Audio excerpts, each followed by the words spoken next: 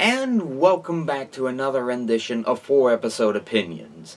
Apologies if there wasn't much in the way of the 4-episode opinion series.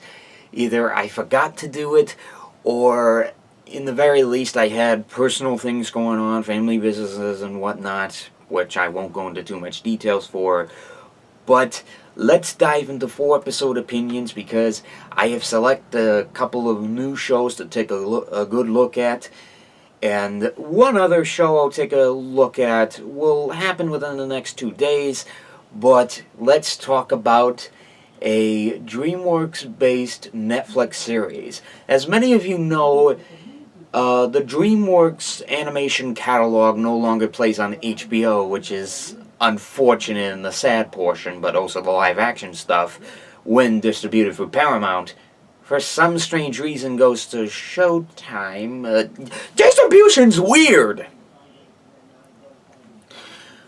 But anyways, all of the DreamWorks animation stuff, which used to be distributed by 20th Century Fox, which is now distributed by Universal, who owns the Minion-based studio Illumination. But, DreamWorks has a new Netflix series.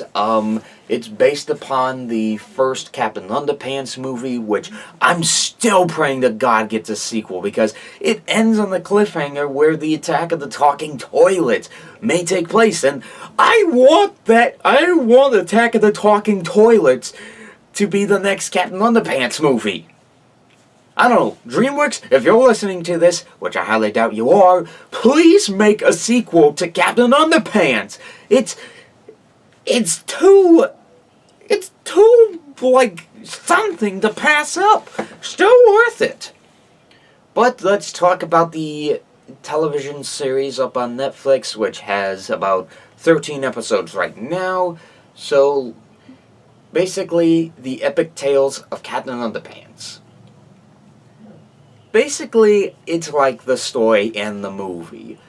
George Beard and Harold Hutchins wind up getting in trouble a lot at their elementary school, Jerome Horowitz, which, as many of you know, is based off of Curly's name Curly's real name, which is Curly from the Three Stooges. But, of course, George and Harold are pranksters. They make comic books about Captain Underpants, and their principal, Mr. Krupp, always has monitored them for so many years, and especially with all the pranks they pulled throughout the past, it's pretty obvious that,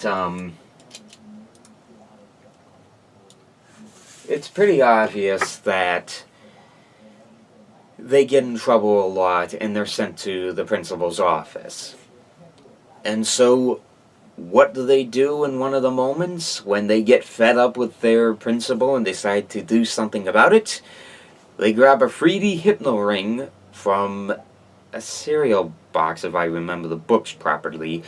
They grab the hypno ring and they use that against Mr. Krupp, and they essentially they just move the ring back and forth. They wind up hypnotizing him, doing a couple of things, making him dance like a chicken, like the book. They do cut out the portion where they wind up getting a closed-circuited security camera, which, again, the first film came close to adding that to the movie, but cut it out for reasons to try and make it sort of different, yet it would have been funnier if they somewhat went with a little bit of the element of the first film, but throw in the fourth book instead of... Never mind. The idea is that George and Harold hypnotize their principal and wind up, for accidental, but maybe for purposeful reasons, that they wind up changing their principal into Captain Underpants, which essentially he strips off his clothing and he's just in his tighty-whities and has the anything red, possibly curtains, as his cape, and he becomes a titular hero. And whenever a portion happens, when anyone snaps their fingers, he becomes the hero. But that's a permanent effect, mostly because when the hypno ring, when George and Harold dunked the water on them, that basically snapped them out of it. Without knowing, the instructions said do not dunk water on the hypnotized people. If anyone snaps their fingers, they instantly become back whatever the last hypnotized command was. So, basically for Mr. Krupp, he is permanently Captain Underpants until they decide to end it, like the books have. But, anyways, that's sort of kind of the basis of Captain Underpants, and somewhat the show remains in spirit with the original intention of the books. I mean, it's an easy show to binge. It's like around nearly 30 minutes long. It could, I mean, easily you could put this on like something like Cartoon Network and Nickelodeon, and they would have those blocks and play 30 minutes and have the episode span of 30 minutes. But it stays true to the original spirit of the books, and even in its intention, they do stay true to the way the books are laid out. And even for the most part, it's interesting that they use some of the episodes.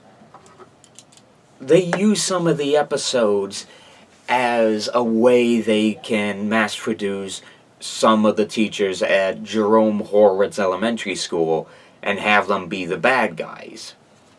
Like the first episode where they have the gym teacher, and the second episode where they use one of the teachers to run as DJ and winds up becoming a villain.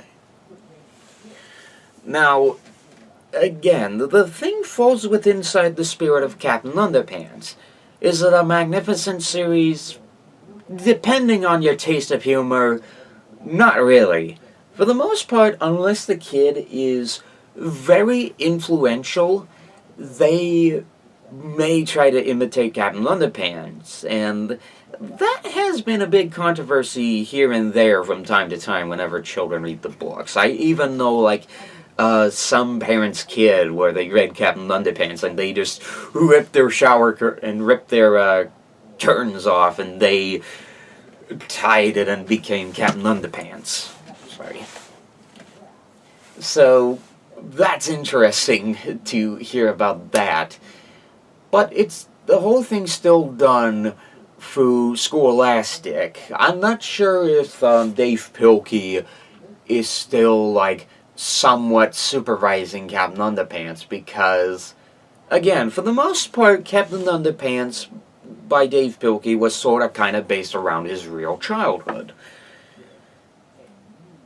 And I've explained this before as I did the review for Captain Underpants, the first epic movie, was that because of a little bit of a portion where his teacher said underwear is not funny, that's what inspired him to do Captain Underpants.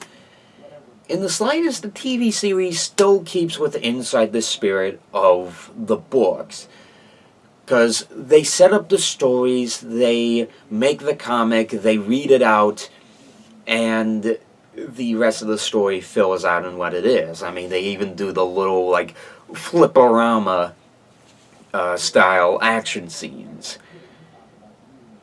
And they do, like, even like one of the books, I think it was the Robotic Booger Boy or whatever the book was, is that they do sometimes interrupt the narrator. It could happen in the earlier books, but I still remember that portion where they just interrupt the narrator one time, where they're talking about Melvin Sneedley, who formed himself with a robot, but also snot. I'm not kidding with that. But still, is it worthy that I continue the Captain Underpants TV series? Well, as much as I wish there was a sequel to the movie, which really, it's surprising that the first film got really, like, a ton of positive reviews. I'd say most definitely the show definitely keeps the spirit with the original books, that I'd say the show is worth the continue. Yeah, the show is worthy of continuing. Well, depending on your taste and whether or not you like the books or not, maybe it's not up your alley, so some would say I won't continue it. But in my opinion, since I loved the Captain Underpants book as a kid, it was like the one book that I would constantly read. It's pretty much one of my favorites. But in your opinion, what do you think of the epic tales of Captain Underpants? Is it a show that you really like? What do you think of the books? But in your opinion, what do you think of Captain Underpants in general? With that in mind, I will see you guys next time for a new episode of 4 Episode Opinions. And now, if you'll excuse me, I gotta chat with somebody about the issues with my laptop.